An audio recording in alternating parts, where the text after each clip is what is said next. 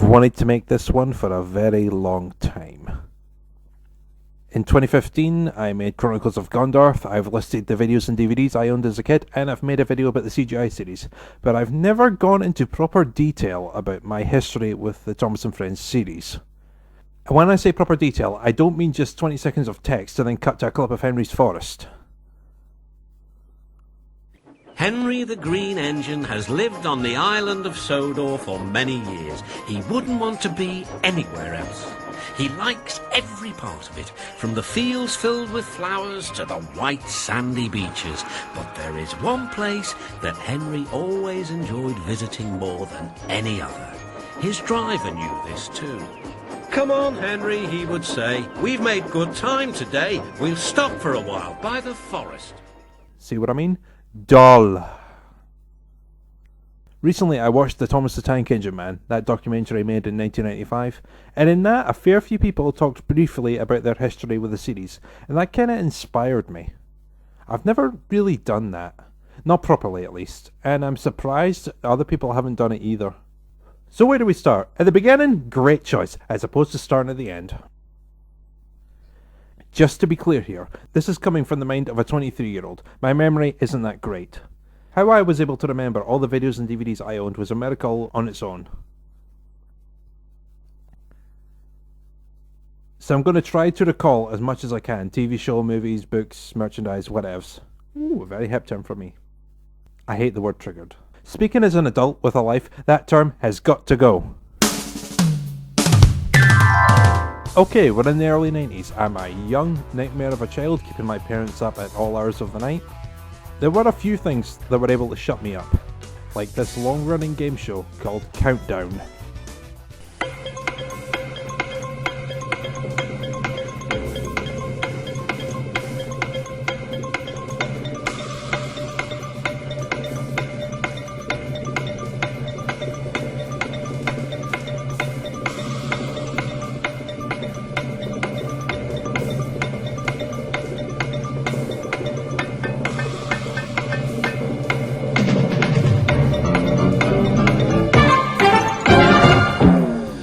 If you live in Britain, you know this show. It's a basic numbers and letters game, and it's been running on Channel 4 for over 35 years. Even the death of Richard Whiteley couldn't kill the show. And of course, there was a children's music group from my homeland of Fife. If you're Scottish, you may know about them. Spout, handle, lid of metal, what's inside the singing kettle? Spout, handle, lid of metal, what's inside the singing kettle? Oh boy, this group. If you're a Scottish parent, you knew about these people. They're the most famous music group for children in Scotland, if not the whole of Britain, and they ran from 1982 until 2015. 1982, magical number. You may have escaped Countdown, but there was no escaping the singing kettle. The kids loved it, the parents hated it. That certainly happened to me at least. This video right here was the very first video I ever owned in my life. Singing Kettle Pirates. Oh, oh, oh! Beat it back in the nick of time. Come back here with those kettles. Come back, you thieving landlubbers. No. Come back, you blackguards. Come back. But I'll keep it up. Oh.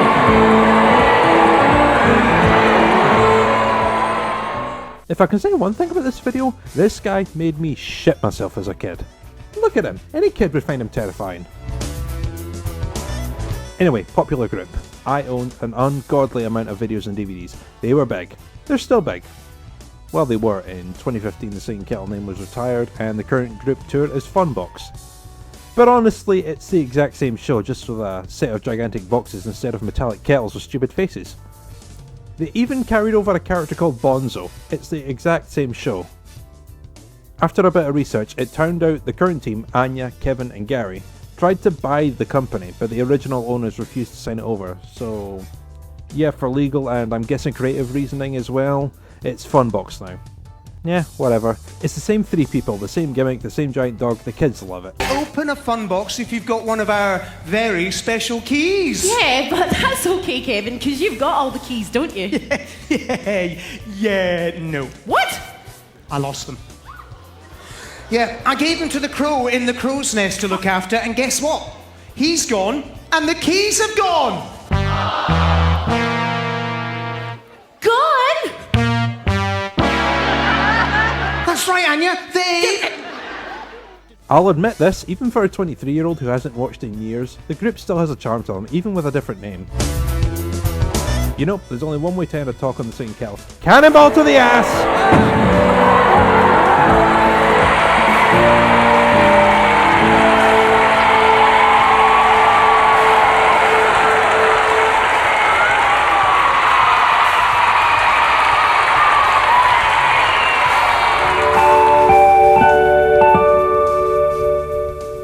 Oh yeah. On the other hand, there was something else that was creeping over us. Like most parents with kids in the 80s and 90s, my parents forced this video upon me.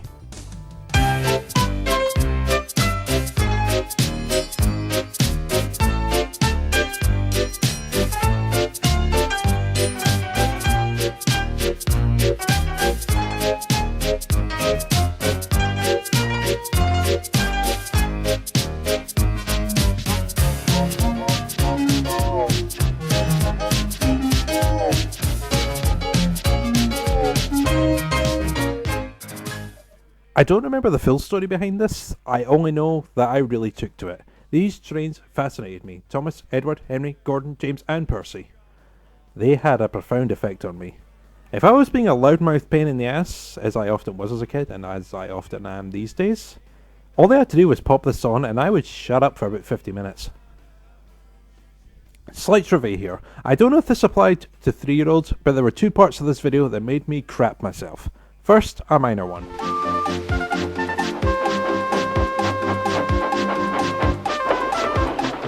So Edward found coaches for the 3 engines, and that day the trains ran as usual.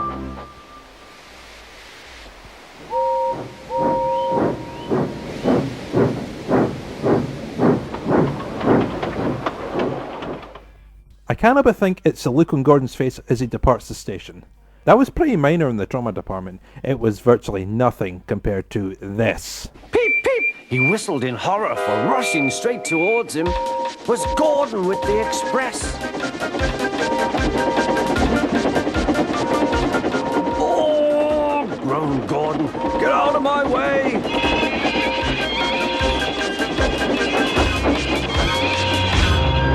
Percy opened his eyes.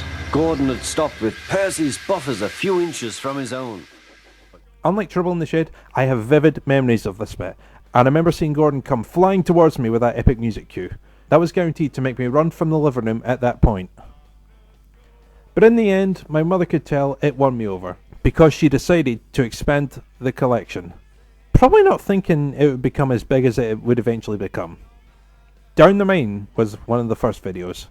This was one of my favourites as a kid. Best story, Whistles and Sneezes. Had to be. I was really getting into this. And that was a good episode. The collection just kept building.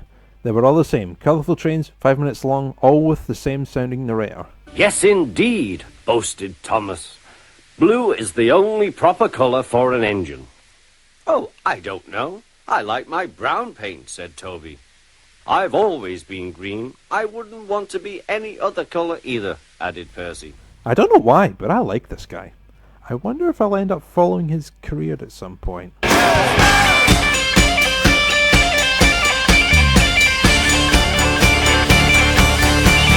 Oh, sorry, I zoned out there. Yeah, I may be a fan. I mean, it's not like I own a number of live DVDs in his entire music collection, but I may be a fan. I'll make this simple. If you don't like Ringo, do me a favour. Get the fuck out of my house. So yeah, he's clearly doing them all. I don't hear any difference between Season 2 and Season 3. I mean, he's clearly narrating this video my grandparents bought me, children's preschool compilation. I mean, it may say Michelangelos in the intro, but it's clearly still that guy called Ringo Starr or whatever his name is.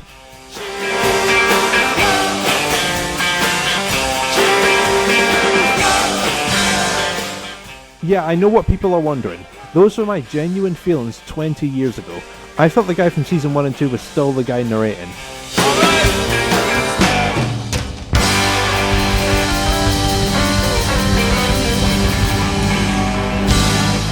God knows when I got to season 5, that meant nothing to me. Michael's voices were beginning to appear very distinctly at this point, but the opening credits told me nothing. Well, so much for knowing about everything. You got too puffed up in your boiler, so it serves you right. At this point, in 1998, I was officially deep into the series. Season 1 was the actual only season I had in its entirety. Season 2 I only knew very briefly, and I had barely seen Season 3 and 4. Shit, at this point, the concept of seasons meant nothing to me. They were just one big pack of episodes. Look at Chases, Races and Runaways. Until my VCR died, this was my favourite Thomas and Friends video. It had 18 episodes from the first 4 seasons, but as a youngster it meant sod all to me. It was just 18 episodes and over 90 minutes worth of entertainment. Chases, Races and Runaways. 18 episodes of mischief and mishaps. I should mention at this point that my parents and grandparents had a very different system when it came to buying videos and merchandise. Take this video for example. My mother would not let me get a video if I already owned a majority of episodes on there. Thomas's Train through James and the Coaches. When she bought me this in 1998, I didn't own them, so I got lucky. On the other hand, there's a complete first series on video. I owned every single story on that video. My grandmother still bought it for me. She'd buy anything for me. On that note, let's talk about merchandise. A TV series, movie or book series is successful. Obviously, there's going to be those groups that want to cash in on said success with various toys and other fancy objects. To get them out of the way, I've played several video games, but I've covered them already. Gondarth Talks Episode 3. You're welcome. Anyone remember Urtel, those small metallic things? I owned a fair amount of them. I collected them from 1997 to, I want to say 2000. I had about 2 big plastic boxes worth. Then along came the Wooden Railway series. They're bigger and easier to handle. The Urtel collection became pretty obsolete and spent the rest of their time underneath my bed. The Wooden Way was the way to go. Well, while I loved the wooden merchandise, I can't say I played with it much past 2005. My bedroom just wasn't big enough. Expansive and thorough like this, I am not. On the other hand, there was something else. My grandfather, John, was a fanatic and collector of electrical model locomotives, and because trains are obviously cool as shit, he passed on this love to me. He died in 1999, and his collection would later be passed on to me. But sooner or later, it would occur to me that there were Thomas options out there. One quick visit to Harbin Hobbies gave me a shock. Thomas has never had so much fun. There's no end of excitement for Thomas and Friends with Hornby's wonderful electric train sets. Holy crap. My first models in my collection were Thomas, Percy and Henry. I picked these up around 2002, 2003ish. It was probably 2003. At that point I had a model railway in my grandmother's attic, and when this layout was built, any functional models were moved to the attic. I haven't actually touched or even seen this model layout in 7 years, but it's something my father, my stepmother and I invested a fair chunk of our time in. This footage you're looking at is from October 2006, and it's very outdated. The tunnel here was eventually painted to match the wall, as if it's got grass and moss growing on it. The track on the other side of the tunnel, there's actually a group of sidings there now, not to mention a cross track to connect both sides of the line. This crude as fuck drawing shows what the new section looks like. I suck at drawing. When it came to layout, construction and artwork, any set decorations and such, I didn't really do much. My stepmother did anything involving paint, and my father was left to handle anything technical. This layout just shows how generous my grandparents are. First of all, this is in their attic. They were more than happy for me to move all my shit up there. Not a single complaint. Well, my grandmother was. The old man was gone by this point, but he would have gone for it too. In all honesty, I'm surprised he didn't do it ages ago. It would have saved him lugging the original layout from the fucking garden shed. And it goes beyond that. This model of Gordon here, it cost £70 in 2003. All I had to say to my grandmother is that I wanted it. She took me to a model shop in Cowdenbeath and bought it. No strings attached. It was fucking great. That's the power of grandparents right there. They'll buy anything for you. Oh yeah, while they're not seen in this video, I actually had a few Backmoon models here and there. I remember liking them because while they weren't as powerful as Hornby, they were designed to look more like the TV counterparts. I had a few of them, I think starting with Henry, but there were 10 in my collection at most. And then there's the Railway series, where Thomas and Friends all began. Other than saying my primary 1 class had this gigantic puzzle, there's not much to say. I will say one thing, it was hard as hell to find that puzzle. I haven't seen it in 18 years, and it took extensive research just to find an image, but there we go. This puzzle of all things was probably my introduction to the Railway series. At this point I only knew the characters from the TV series. I had no idea there was more to it. To this day, I own a number of the basic books, all 1998 editions, and I own the Classic Library Collection box, which was basically the complete Wilbur Awdry collection. I probably owned a few Christopher Awdry books. I do remember owning Really Useful Engines, more about Thomas the Tank Engine, and I think High Speed Gordon, but the rest is a blur to me.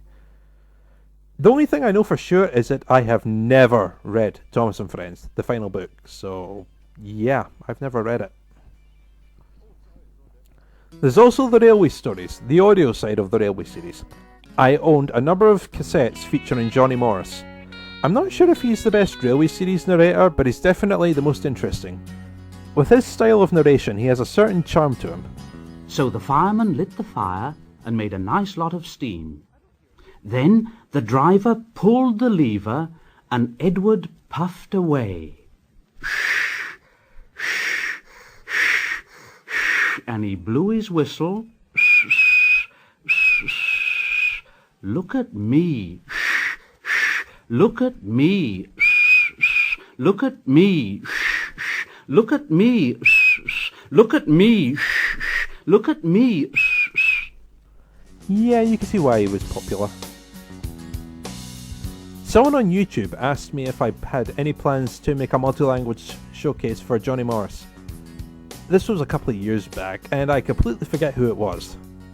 Back then, I had no plans for it, but looking back, yeah, I could do. I plan on covering Keith Wickham next. So hey, anything could happen. If you want to see a showcase of Johnny Morris, leave a comment below. I also had a couple of cassettes for Stories Told by Ted Robbins. You know, the one with the odd opening music.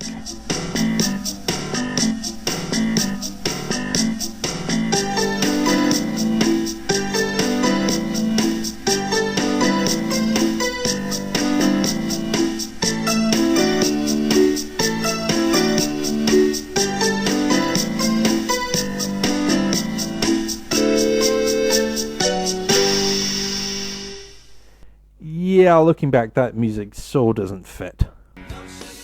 Ted Robbins, he's okay as a narrator. He never did much for me. Neither did Willie Rushton, now that I think about it. Nothing awful, but nothing on Johnny Morris. You know, honestly, I'm starting to contradict myself. I actually think Johnny's probably the best Railway Stories narrator now.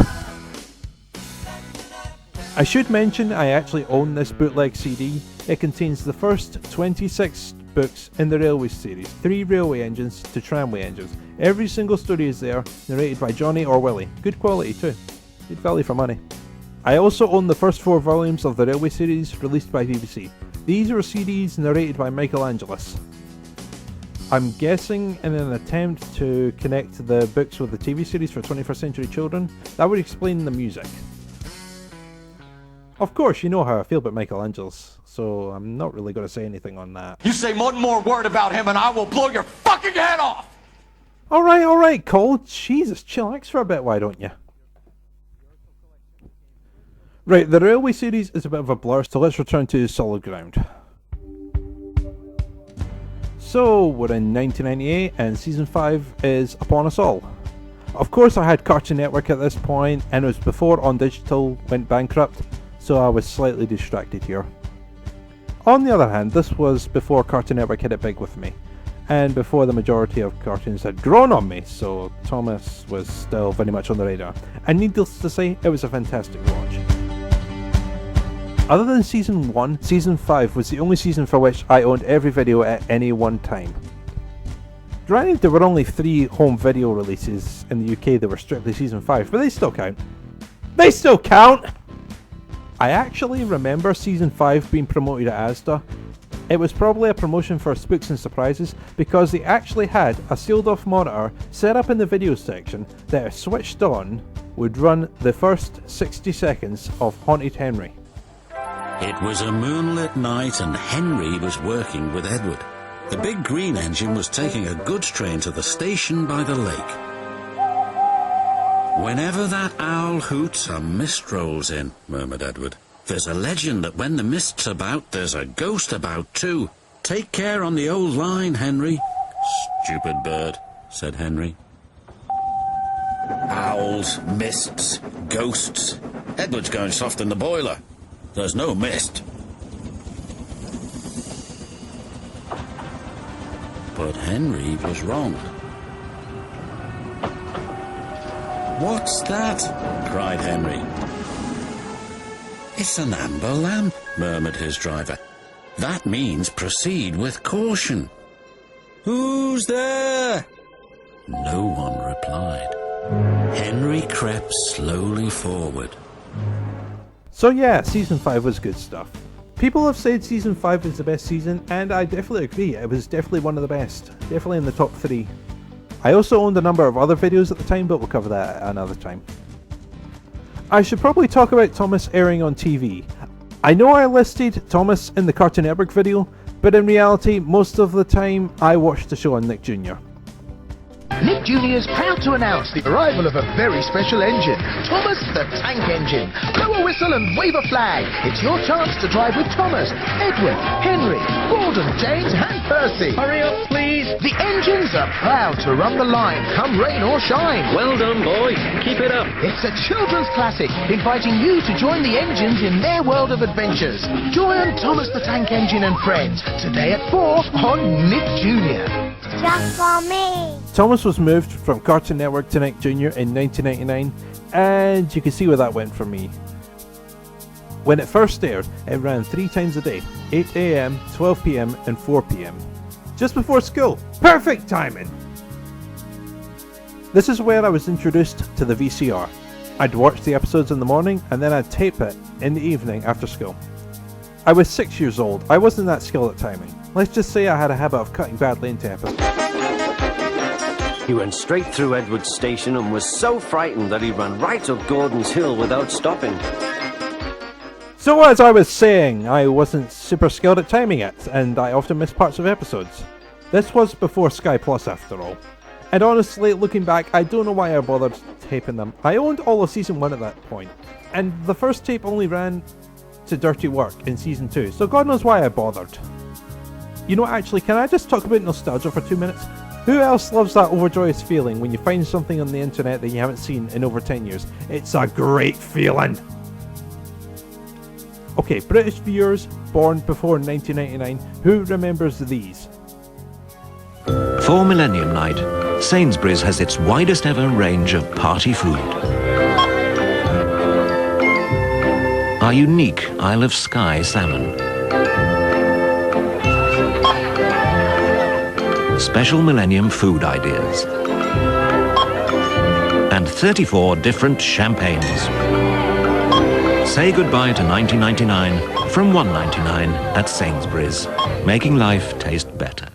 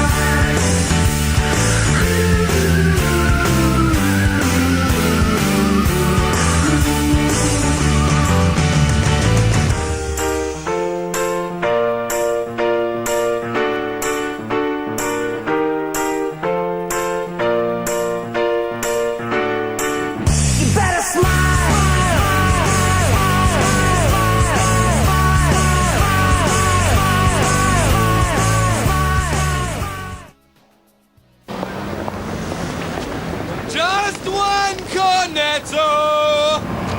Give it to me! Delicious ice cream!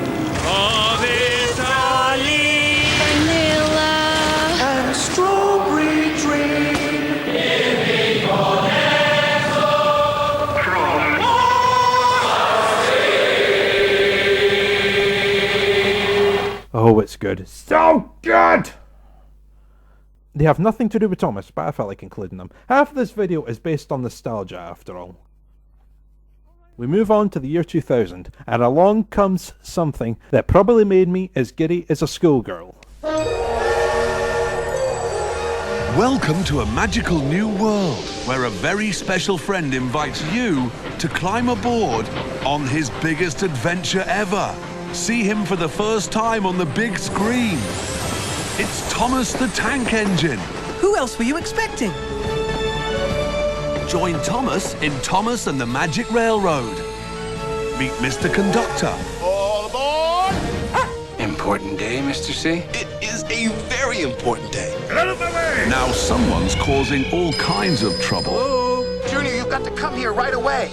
The sparkle has left. I've run out of gold dust, and because of that, I'm losing my energy as well. Just hold on, cuz. And it will take a hero with nerves of steel. Don't worry, I'm on my way. To bring the magic back.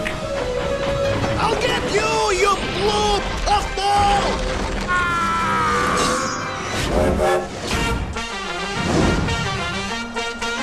This is just like the fun fair.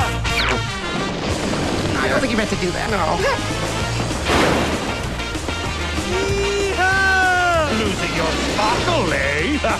What perfect timing. Alec Baldwin. Got to find more gold dust. Peter Fonda. This is your shining time to... And Mara Wilson. You're a really useful engine, Thomas. Star of Matilda. Now that's what I call a perfect landing. In Thomas and the Magic Railroad. I'll save a seat for you.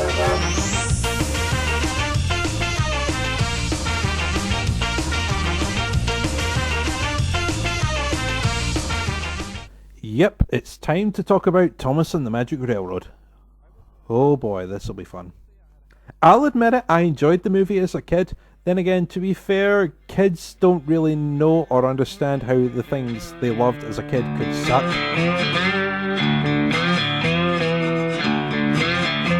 My mother once said that Ed, Edd and Eddy would rump my brain. I don't care. If I want my brain to be mush, I'm gonna watch. She can't stop me anymore.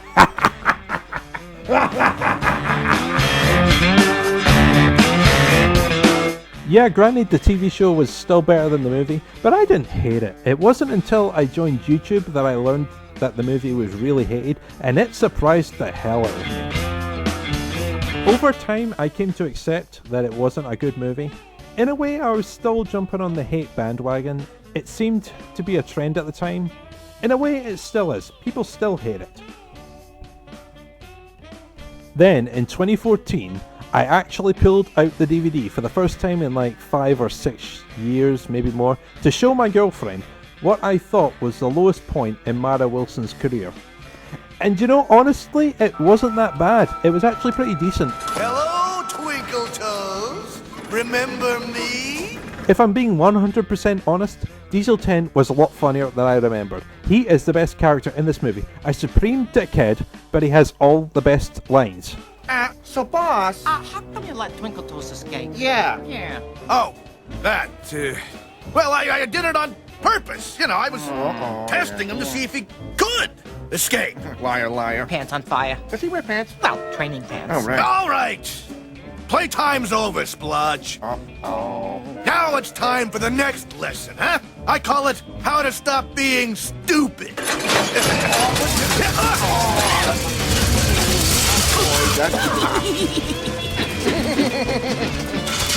Now that's gonna ruin my facial. So yeah, controversial opinion, I don't think The Magic Railroad is the worst movie ever. It's a butchered movie, certainly, but I've seen worse. I think the biggest flaw was how Americanized the movie was. If there were 2 versions of the movie released, one American and one for the rest of the world, with all the important parts of the plot, P.T. Boomer included, all fleshed out and complete, I'd be totally cool with that. I'd be willing to add an extra 20 minutes to the movie, as long as it all makes sense. That's the most crucial part of a movie. Keep the plot stable, consistent, and understandable. Replacing this guy with an evil demonic diesel with an unruly claw is not understandable. It's not the best, but I've seen much worse out there. Home Alone 4, Teen Wolf 2, Sabotage, Captain America Civil War, The Gallows, any Sharknado sequel, Ouija, The Lobster. And that's just naming a few. This is the worst movie I've ever seen. Yeah, an even bigger controversial opinion here. I thought the Ninja Turtles sucked long before this movie. And after seeing it, oh boy. My girlfriend is a big Ninja Turtles fan, and even she hated the movie. We didn't even make it to the end. I just realised I'm going off topic here. I hate this movie. I hate it even more than the Polish dub of Thomas and Friends. Now there's a shocker. In 2002, season 6 rolled around, and it finally came to my senses. Whoever was narrating this show was not Ringo, it was some guy named Michael. His name's Nigel. I will never stop using that clip. That is the clip I will always associate with Mike.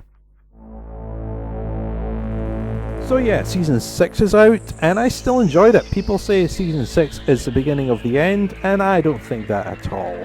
Michelangelis really hit his stride during season 5, and it only continued with season 6. Stop being pushy, Donald snapped. Don't call me pushy, Douglas snapped back. You shouldn't have pushed me into the cart, huffed Donald. You pulled me, you mean, argued Douglas. Didn't he? Did, no. Did too. It was clear around season 5 that the collector in me was destined to own as many videos and now DVDs as possible. Season 5, 6, 7, I owned every home video release. Granted, there were only 2 home releases for season 7, but it still counts. Okay, season 8 rolled around in 2004, and I think season 8 was the transitional period where my main focus transitioned from Thomas and Friends to Cartoon Network. By 2005, when Toon City rolled around and we had the Cartoons walk every night, I'm pretty sure I was full on in Cartoon Network mode at this point. I'm not going to talk about Cartoons. I did that enough in Gondarth Talks episode 5. So in that regard, I probably didn't pay as much attention to seasons 8 through 10 as much as I did with previous seasons. Granted, I still watched on Nick Jr. and I owned a couple of DVDs here and there, but nevertheless, my eyes were going elsewhere. Whopper Wiener Wednesday, Double D! In 2006, I joined YouTube, but that's for another time.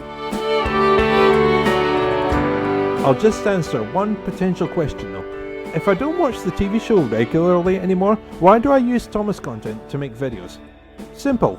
Making videos cures boredom, and Thomas is really easy to work with. Logic! Actually, on the topic of YouTube, there is one thing I could talk about. In late 2006, maybe early 2007, I came across a big part of Thomas and Friends. Not the British version. It came to my attention that there was a completely different American dub running across the pond, complete with different narrators of all things. Suddenly, an owl hooted, and then Gordon thundered by. Oh look, Henry spooked, said a freight car. If this wasn't enough, it turned out that for 17 years there had been a children's show running on PBS that was basically a platform for American Thomas and Friends episodes to air on TV. So you're telling me that that station I saw in 2002 in that movie with the creepy diesel was actually a TV series? What the fuck?! So yeah, this is what I missed. All aboard for excitement with everyone's #1 train, Thomas the Tank Engine. I'm Thomas. I run this branch line. This delightful collection of award-winning videos takes you on a magical journey around the island of Sodor. It's an enchanting world where life is never boring and fun lies around every bend. Now you can be part of the adventure with Thomas and all his railway friends. There's cheerful Percy, James in his splendid red coat, the proud and strong Gordon, and the ever-faithful Toby. And don't forget the superintendent of the railroad, Sir Topham Hatt, who makes sure everything keeps right on schedule. Each video contains a variety of fun-filled stories that teach the values of friendship, working together, and the importance of trust and honesty. Every journey is one you will want to watch again and again. So get your tickets ready, hop on board, and enjoy stops like the classic excitement of 10 years of Thomas the Tank Engine. You kept your promise, despite everything. The humorous antics of Cranky Bugs and other stories. The heart-pounding adventures of races, rescues, and runaways. The whimsical fun of Make Someone Happy. Well, bust my boiler, Thomas. What are you doing here? And the toe-tapping sing-along fun of Thomas's Trackside Tunes. Bring the fun out of the roundhouse and into your house. Add all of these titles to your Thomas collection today. You know, the weird thing is that the term roundhouse has never been used in the TV series. These things are freight cars. The guy at the back of the passenger train is the conductor. They use truck instead of lorry. What the fuck's a lorry? They call this guy Sir Topham Hatt. To send a train onto another route, they throw the switch. But engines don't return to the roundhouse at night. That night, Gordon slunk into the shed. He was glad it was empty. I'm reading too much into this. Besides, by the time season 6 rolled around, they'd kind of stopped giving a shit about American terminology that wasn't politically correct. I hope Henry's mended soon, said Percy. He moves more trucks than 3 diesels put together, agreed Thomas. Trucks are no one's friends, huffed Gordon. I love how I start talking about Shining Time Station and I end up going into fucking American Railroad terminology and why it began to just phase out in around season 6. Back on subject. Shining Time Station. It's special. Kids loved it in the 80s and 90s. For me, on the other hand, personally, I think the show seems very dated and the acting kinda sucks with the kids. But I can see why it has some nostalgic portions. And besides, you don't watch for the kids. This is what you watch for. Let me tell you about it.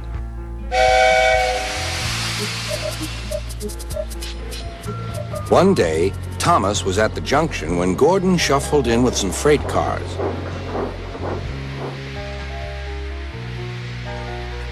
Phew, remarked Thomas. What a funny smell. Yeah, if you can get past the incredibly crap acting, you should be good to go. I gotta say though, Shining Time Station was a hell of a career move, especially if you're aware of Mr. Conductor's regular day job. As soon as I put this hot poker in my ass, I'm going to chop my dick off. George was awesome. I have to say something very personal though. I've been watching the US series for about 10 years now, and between Ringo and Mark Morahan, it still feels very bizarre and unnatural to hear them use the term freight car. He liked shunting. It was fun playing with freight cars. Freight cars. Thomas ran off happily to find freight cars. No, no, no, answered the cars. I'd like to teach those freight cars a lesson. Oh, said the freight cars. The cars. And he gave his cars a bump. Freight cars, the cars, freight cars, caboose. 9 cars with freight cars, silly cars, the cars. Quiet! Freight cars, don't cars.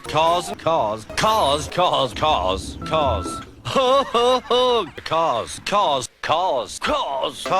Hurrah, hurrah, hurrah, laughed the cars. The silly cars had knocked their conductor off his van and left him far behind after he had whistled a warning. But the cars didn't care. They were feeling very pleased with themselves. You get the point.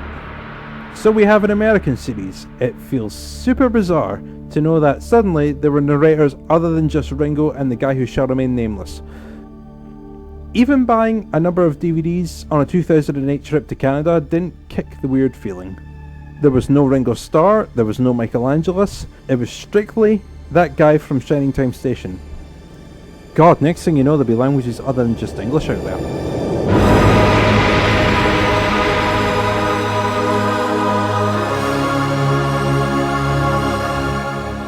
There just had to be a reference somewhere. There just had to be.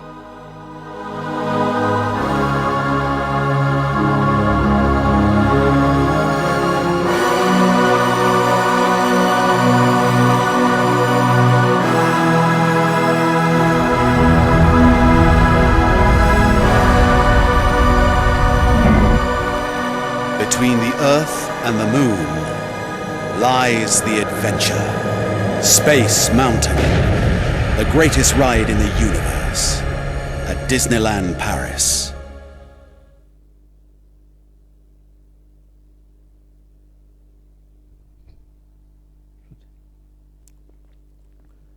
Season 11 arrived in 2007 in all its high-def glory. I was still with Cartoon Network, you know my history there. I still have 3 years of good cartoons left. I have very little to say about seasons 8 through 11. Okay, time to revisit my history with the CGI era. The Great Discovery was released in 2008 and it was announced that Pierce Brosnan of James Bond fame was due to replace the two Michaels as English narrator. I was not too thrilled about this. I like Mike. Alright, that's it. I'm fairly indifferent to Pierce Brosnan. When it comes to new narrators, he doesn't really hold a candle to someone like Mark Morahan. The Great Discovery was the last time I ever bought a Thomas & Friends DVD. For reasons currently unknown to myself, I've never completely owned seasons 8 through 20 on DVD. I could go into extreme detail about my video and DVD collection, but that would take 4 hours. 4 hours, 33 minutes and 7 seconds to be precise. Plus I've already talked about a few videos and DVDs here anyway, so... Okay, you know what? I'm going to condense it all down to 5 seconds. Don't blink. Superb, you're all caught up. I love I'm Your Captain, by the way. The song I used for the video and DVD music video, one of the best songs ever. It's got nothing to do with Thomas, it's just a feeling I have.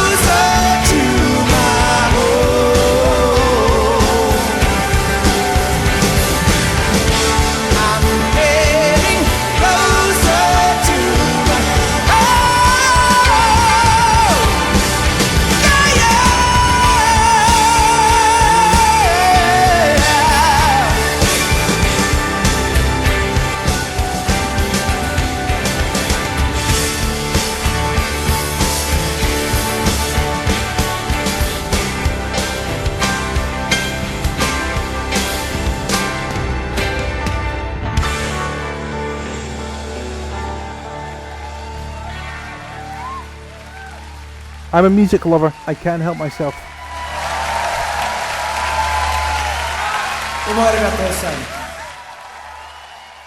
Okay, if you've seen episode 1 of this series, you'll know this portion of the story.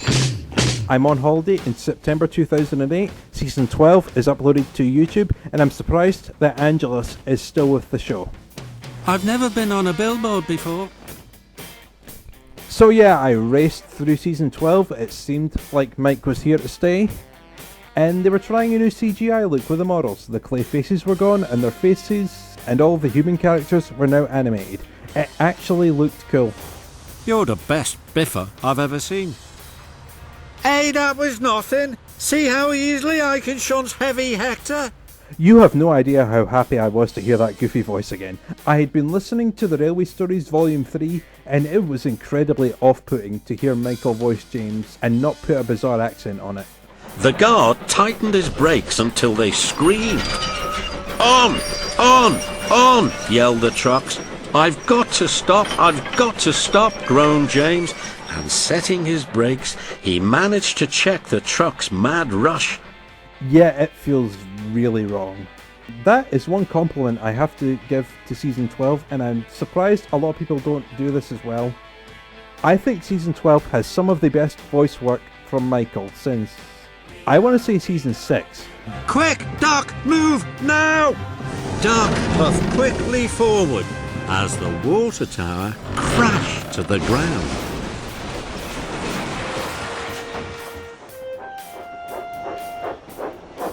I rescued you. No, you didn't. Rocky was putting the water tower on my flatbed, and now it's smashed. And then in 2010, the CGI series officially began. Something felt different this time. I was going to use the David Bowie song Changes for this bit, but that idea's already been done by someone else, so... Shit. Right, I need a new song. A song no one has ever used for Thomas and Friends. Submarine it is! Submarine!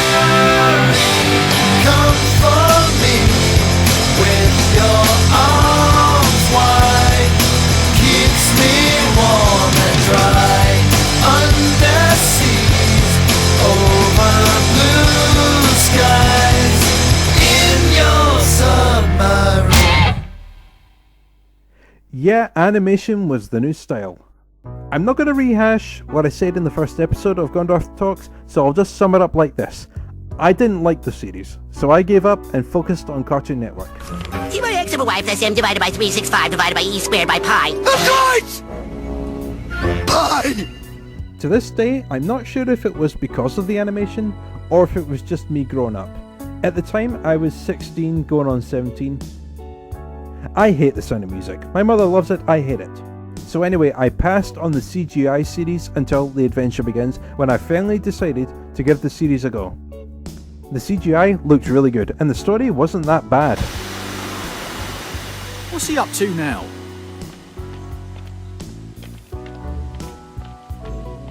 Come on, Gordon, you're not even trying. Ah, I can't do it. Those noisy trucks hold an engine back. If they were coaches, now that would be different. Okay, that was good, but what about the rest of the CGI series? Once again, I don't want to rehash and repeat exactly why I hated seasons 13 through 16, so let's have this clip sum up the experience. The fastest track to the end of the field is wet and muddy. I shall take the long track there and stay clean for the photographer. Why? My turn to make you laugh now, Charlie. Boo! That was a good one, Thomas! Why do you do this? You're so stupid! Stupid, stupid, stupid! Oh, and let's not forget. Behind the trucks, Thomas watched. I'll make Gordon laugh this time. Here I go. Gordon didn't laugh, but Cranky was surprised. Hoist my hook! Who's making that noise? Cranky dropped the crates of fireworks, and with a crash and a bang, the crates broke open. Fireworks fizzed and whizzed everywhere. Bust my buffers! I didn't want that to happen! You're so stupid! I am Gordon. I'm fastest and best and pull the express. What the hell is this? I'm the rescue engine on Sodor for the day. I'm a very busy engine.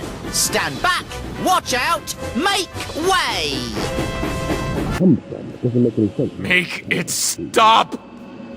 Hurry to the country show! Tell your friends, and don't be slow! Go fuck yourself!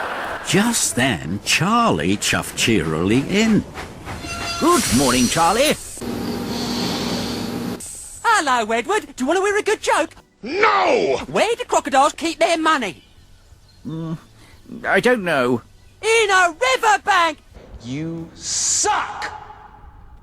So it probably goes without saying that it was a very mixed bag. Season 13 was bland and boring. Seasons 14, 15 and 16 were the worst.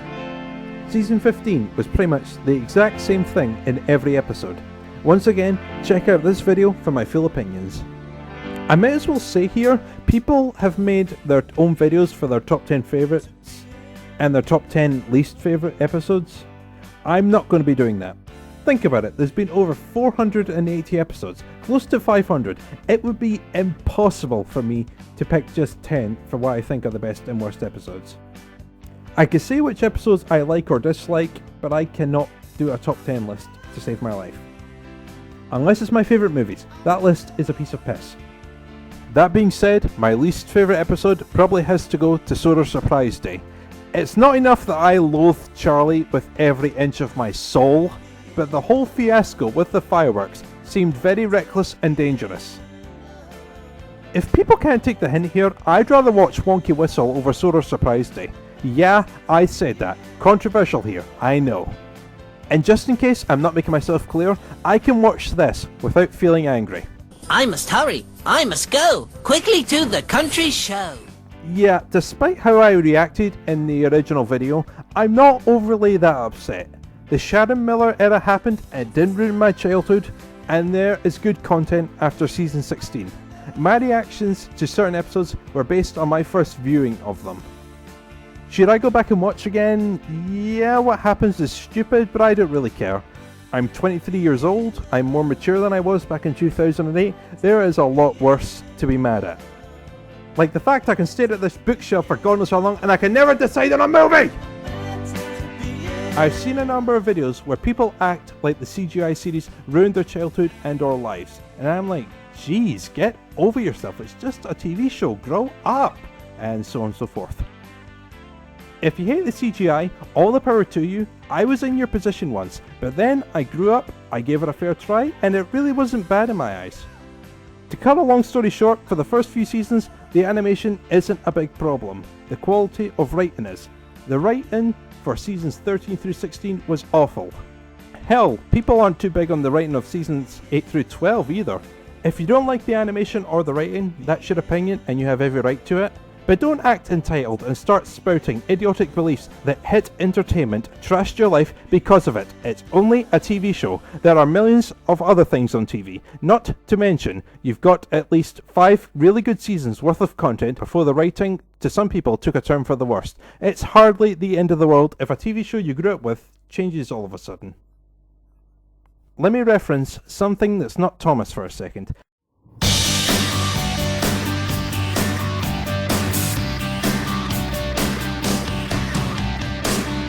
I used to watch Pokemon a lot as a kid.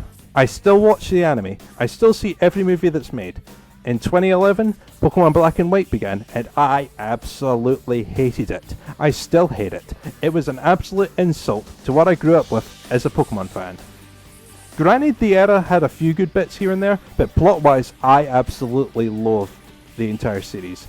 But still, it happened, and it wasn't the end of the world. Pokemon wasn't the only show on TV, and it didn't undo what made Pokemon so appealing to me as a kid. Black and White was terrible, but I got over it because it's only a TV show. As far as I'm concerned, X and Y was far more watchable and renewed my faith as a Pokemon fan. The same could apply to Thomas. Dislike the new style all you want, but at the end of the day, you're going to have to stop milking your misery towards the series or towards Hit. They own the rights to Thomas and Friends. They have the power to do whatever they wish for whatever reason they see fit. Whether it be expanding an episode's time length, dumping a character you love, firing an old narrator, or changing the current style of production. And there's nothing you can do that will change anything. Not even making a YouTube rant video. You know, actually, if I wanted to talk about a bigger insult than the Sharon Miller era, I'd point towards Captain America Civil War, or Cartoon Network for that matter. If I'm brutally honest, I'm more pissed off about what happened to Cartoon Network in 2011. That didn't end well. Oh, it was a horrible time. I need happy music!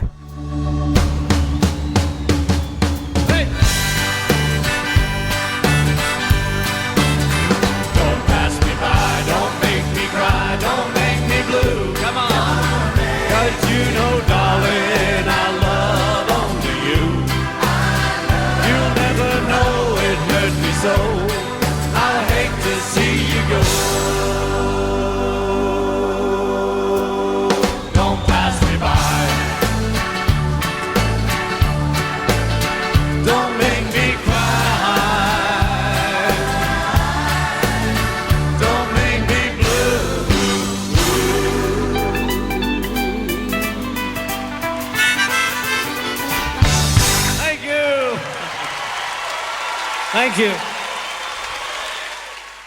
You know, I can always count on Ringo to ease my mind. Thank you, thank you, thank you. Right, so where was I? 2016, Adventure Begins, Sharon Miller, CGI episodes, terrible writing, Hurry to the Country Show, Login Locals Suck, Evil Purple Demon, Fireworks Are Dangerous. My early CGI experience in a nutshell. Boo! I took a break after season 16. My brain was practically mush after all that. I came back in September for season 17. Oh my god, it was so good after seasons 14 through 16. The episodes were fantastic. I may be 23 years old, but these episodes reminded me of what it felt like to be a youngster watching the classic series. Obviously, it will never top seasons 1 through 5. Well, maybe season 3 and 4, but not season 1 and 5.